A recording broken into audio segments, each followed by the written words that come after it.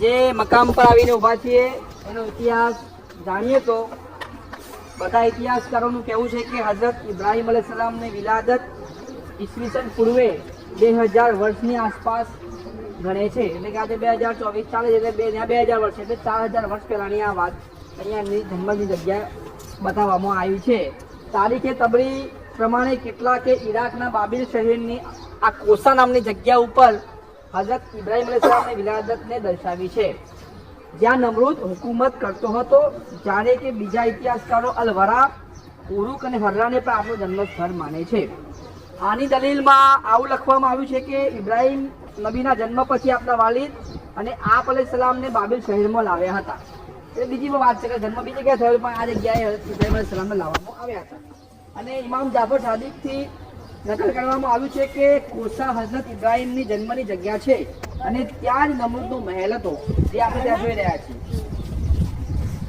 ઇબ્ને Battuta 6મી Hijri સદી ના મતે ઈરાકમાં હિલ્લા અને બગદાદ વચ્ચે બુર્સ નામની જગ્યાને હઝરત ઇબ્રાહીમ અલૈહિસ્સલામનું જન્મસ્થળ બતાવવામાં આવ્યું છે.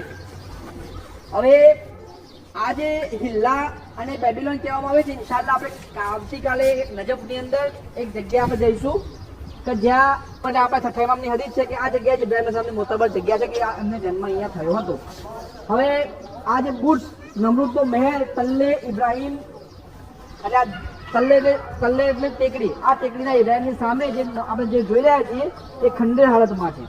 એટલે કે અહીં એક મોટો ટાવર હતો જેમાં ભાયરા બનાવવામાં આવ્યા હતા, જેને નમરૂદનો મહેલ પણ કહેવામાં આવે છે.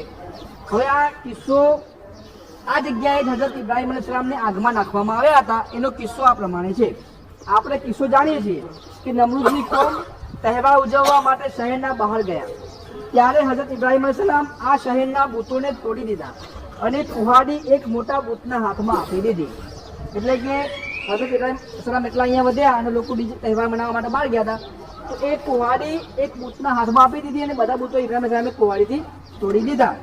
પછી આ બુતોને તોડ્યા પછી નમરૂદે ઇબ્રાહીમ અલૈહિસ્સલામને કેદ કરી લીધા અને તેમને આગમાં નાખવાનો નિર્ણય કરવામાં આવ્યો. આ કિસ્સો સૂરા અંબિયા આયત 51 અને 63માં જોવા મળે છે. પછી નમરૂદે એક જગ્યા તૈયાર કરવાનો અને લોકોને લાકડા ભેગી કરવાનો હુકમ આપ્યો. હઝરત ઇબ્રાહીમ અલૈહિસ્સલામ સળગાવવા માટે આ લાકડીઓ ભેગી કરવી લોકો માટે એવું અહેમિયતવાળું બતાવી દીધું. નમરૂદે એ લોકોને હુકમ કર્યો કે ભાઈ તમે આ લાકડા ભેગા કરો, કારણ કે અમને આપણા ખુદાઓને મારી દીધા છે. પણ હઝરત ઇબ્રાહીમ અલૈહિસ્સલામે આ જે કામ કર્યું હતું તો એમણે એક બુતોને માર્યા અને બીજા એક મોટા બુતના હાથમાં કુહાડી આપી દીધી. તો ઇબ્રાહીમ સામે કહ્યું મેં ક્યાં માર્યા છે, તમારા બુતે આ બુતોને માર્યા છે. પણ પોતે આ લોકો જાણતા હતા કે ભાઈ આ પથ્થરના બુત છે, બીજા બુતને કેવી રીતે મારી શકે. અને બીજી એક આગળ આ વાત આપણે જાણીએ છીએ અહેમિયતવાળું આ કાર્ય કર્યું કે સાહેબ આ બધા લોકો જગ્યાએ લાકડા ભેગા કરો હઝરત ઇબ્રાહીમને આગમાં નાખવાના છે. તો સ્ત્રીઓ પોતાની હાજત પૂરી કરવા અને બીમારીમાંથી શિફા મેળવવા માટે લાકડા ભેગા કરવાની મન્નત બાંધતા હતા. આવા લોકો હતા. આ લોકો હઝરત ઇબ્રાહીમ અલૈહિસ્સલામની આગમાં જે સળગાવવા માટે લાકડા ભેગા કરવાની જે લાંબી મુદત સુધી એ લાકડા ભેગા કર્યા. જ્યારે લાકડા ભેગા થઈ ગયા